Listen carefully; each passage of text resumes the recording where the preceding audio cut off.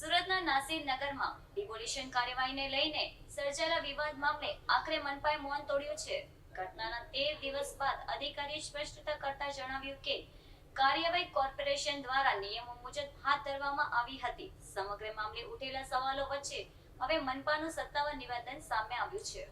સુરત શહેરના નાસિરનગર વિસ્તારમાં તાજેતરમાં થયેલી ડિમોલિશન કાર્યવાહીને લઈને ઉભા થયેલા વિવાદ મામલે હવે સુરત મહાનગરપાલિકાની તરફથી સ્પષ્ટતા કરવામાં આવી છે. ઘટનાના 13 દિવસ બાદ મનપાના અધિકારીએ સત્તાવાર નિવેદન આપીને કાર્યવાહી અંગેનો પક્ષ રજૂ કર્યો હતો. અધિકારીએ જણાવ્યું હતું કે ડિમોલિશનની સમગ્ર કાર્યવાહી કોર્પોરેશન દ્વારા નિયમો મુજબ હાથ ધરવામાં આવી હતી. કાર્યવાહી દરમિયાન જરૂરી પ્રક્રિયાનું પાલન કરવામાં આવ્યું હોવાનો પણ દાવો કરવામાં આવે છે. ડિમોલિશન બાદ વિસ્તારમાં વિવિધ પ્રકારની ચર્ચાઓ અને સવાલો ઉઠ્યા હતા, જેને ધ્યાનમાં રાખી મનપાએ પોતાનો અભિપ્રાય જાહેર કર્યો છે. અધિકારીઓના જણાવ્યા મુજબ કાર્યવાહી અગાઉ જરૂરી નોટિસ અને વહીવટી પ્રક્રિયા પૂર્ણ કરવામાં આવી હતી. જો કે સ્થાનિક સ્તરે આ મુદ્દે હજુ પણ ચર્ચા ચાલી રહી છે. કેટલાક લોકોએ કાર્યવાહી અંગે પ્રશ્નો ઉઠાવ્યા હતા. મનપાએ તમામ આક્ષેપોને નકારી નિયમો મુજબ કામગીરી થઈ હોવાનો દાવો કર્યો છે. હવે સમગ્ર મામલે આગળ કોઈ નવી કાર્યવાહી થાય છે કે નહીં તે તેના પર પણ સૌની નજર છે. હાલ આ મુદ્દે શહેરમાં ચર્ચાનો વિષય બન્યો છે. હું આશિષ નાયક, એડિશનલ સિટી ઇજનેર, સુરત મહાનગરપાલિકાના સેન્ટ્રલ ઝોનના વડા અધિકારી તરીકે નાસિરનગર વિસ્તારમાં કરવામાં આવેલી કાર્યવાહી અંગે છેલ્લા કેટલાક દિવસોથી વિવિધ સોશિયલ મીડિયા પ્લેટફોર્મ, કેટલાક સમાચાર માધ્યમ અને અન્ય માધ્યમો દ્વારા પ્રસારિત કરવામાં આવેલ ભાવનિક માહિતી અંગે જણાવું છું કે નાસિરનગર તરીકે ઓળખાતા વિસ્તારમાં સુરત મહાનગરપાલિકાની ટીમ તારીખ 30/5/26ના રોજ ડિમાર્કેશન અને રોડ ખુલ્લો કરવાની કાર્યવાહી માટે ગયેલ હતી, જે સુરત મહાનગરપાલિકાના હક સંપૂર્ણપણે કાયદાકીય જોગવાઈ અને પ્રવર્તમાન નિયમો અનુસાર હતું અને આ કામગીરી માટે સુરત મહાનગરપાલિકા સંપૂર્ણપણે અધિકૃત હતું.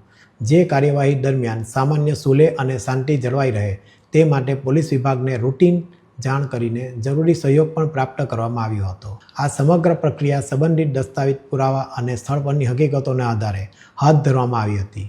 આ કોઈ ભૂતિયા ડિમોલિશન નથી, પરંતુ કાયદાકીય પ્રક્રિયાના ભાગરૂપે થયેલ કાર્યવાહી છે. આ કામગીરી દરમિયાન થયેલી ઘટનાને લઈને માનનીય મ્યુનિસિપલ કમિશનર દ્વારા એક તપાસ સમિતિની રચના કરવામાં આવી છે. ડિમોલિશન સંબંધિત તમામ મુદ્દાઓ અંગે નિષ્પક્ષ તપાસ ચાલી રહી છે. આ તપાસ પ્રક્રિયાને સંપૂર્ણ સહયોગ અમે આપી રહ્યા છે. તેમ છતાં દુર્ભાગ્યવશ કેટલાક કહેવાતા આગેવાનોએ આ મુદ્દાનો દુરુપયોગ પોતાના અંગત સ્વાર્થ અને રાજકીય લાભ માટે કરી રહ્યા હોય તેવું જણાઈ રહ્યું છે. માટે સોશિયલ મીડિયા ઇન્ફ્લુએન્સરો તથા બિનઅધિકૃત મીડિયા દ્વારા અધૂરી, એકતરફી અને ભ્રામક માહિતી પ્રસારિત કરવામાં આવી રહી છે. આવી માહિતીના આધારે સુરત મહાનગરપાલિકા તથા તેના અધિકારીઓ અને કર્મચારીઓ વિશે ગેરસમજો ઊભી કરવાનો પ્રયાસ થઈ રહ્યો છે. આ ઘટનાથી એસએમસીના અધિકારીઓ અને કર્મચારીઓ ઉપર સતત માનસિક દબાણ, જાહેર આક્ષેપો તથા એકતરફી પ્રચારના કારણે પ્રતિકૂળ પરિસ્થિતિનું નિર્માણ થયું છે અને અમારા અધિકારીને બિનઅધિકૃત મીડિયા દ્વારા દબાણમાં લાવીને બોલવા પણ દીધા નથી. આ પરિસ્થિતિના કારણે અમારા કર્મચારીઓ ભારે માનસિક તણાવનો સામનો કરવો પડ્યો છે અને તેઓ આરોગ્યલક્ષી કારણોસર રજા મૂકવા મજબૂર બન્યા છે. અમે તમામ નાગરિકો, મીડિયા પ્રતિનિધિઓ અને સંબંધિત પક્ષોને વિનંતી કરીએ છીએ કે તેઓ કોઈપણ પ્રકારની અપ્રામાણિક અથવા ભ્રામક માહિતી પર વિશ્વાસ ન કરે અને તપાસ સમિતિના સત્તાવાર તારણોની રાહ જુએ.